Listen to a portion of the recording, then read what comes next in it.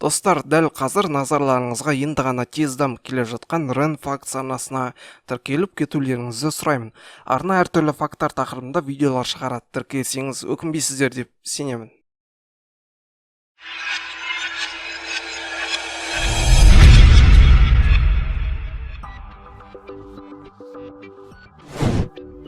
Ондаған жылдар бойы әлемнің ең үздік ғалымдары адамның санасымен теңдесе алатын, тіпті асып түсетін жасанды сананы ойлап табуға бар күштерін салуда. Қазіргі күні ол мақсаттар орындалуға сәл-ақ қалды. Өйткені компьютер қазірдің өзінде шашки, шахмат сияқты ойлануды талап ететін ойындардан адамдардан басым түсуде. Жақында ғана Go деп аталатын үстел ойынынан да адамдан басым түсті.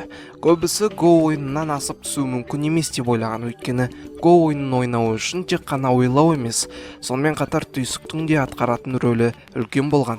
Ал жасанды санада түйсік қайдан шықты?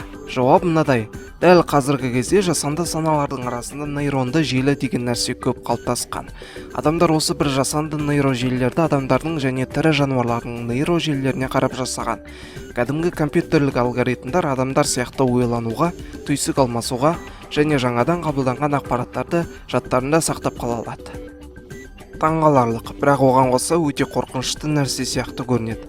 Біздің ендігі кезекте бұлардан сақтанғанымыз және сақтық шараларын жасағанымыз, жалпы алғанда бұлар қауіпті болуы мүмкін бе? Бұл робот шынымен де Мәскеу институтында жұмыс жасайды. Заң бойынша жұмыс істей алмағанымен Алан Тим 1 жыл бойы жұмыс жасауда. Алан Тим оқушыларға дәріс оқиды.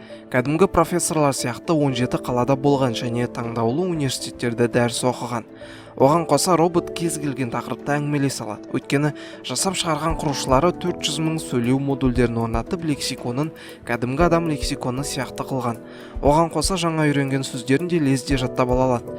Бірақ қалай ғана осы кішкентай ғана робот бізді таңғалдырып отыр. Барлық себеп біз айтып өткен жасанды нейронды желіде. Жасанды нейронды желі арқылы құрылған алгоритм өте көп системаларды қамтиды. Кәдімгі биологиялық нейронды желі сияқты, бірақ математикалық есептеулермен.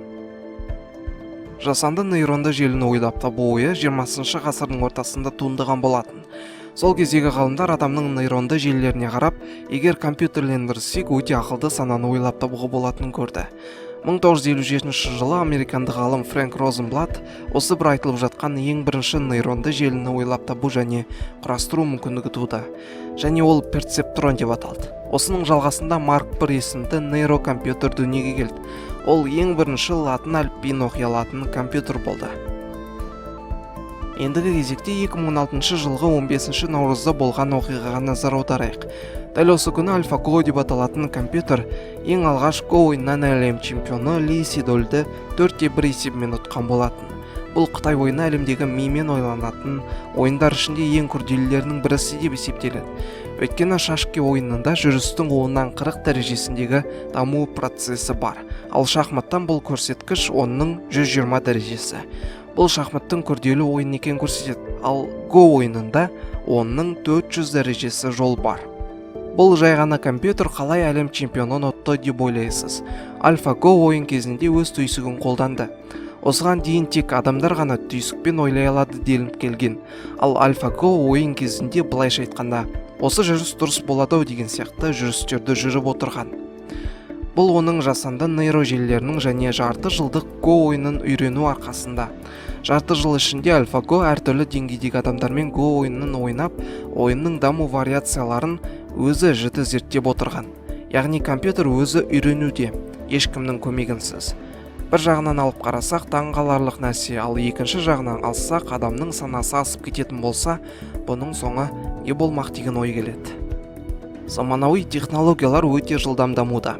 Тіпті қазіргі технологиялар 10 жыл ішінде барынша ескіріп, бізді 10 жылдан кейін басқа нәрселер күтіп тұруы мүмкін. Өйткені адамның фантазиясында шек жоқ. Мүмкін 5 жыл бұрын ғана түйсіктің адамға ғана тиесілі нәрсе екенін бәрі айтып жүрген болар, бірақ қазір бәрі басқаша екені дәлелденді. Ал сіздің осы тұрғыда ойыңыз қалай? Жасанды сана бізге бақ бола ма әлде қауіп пе?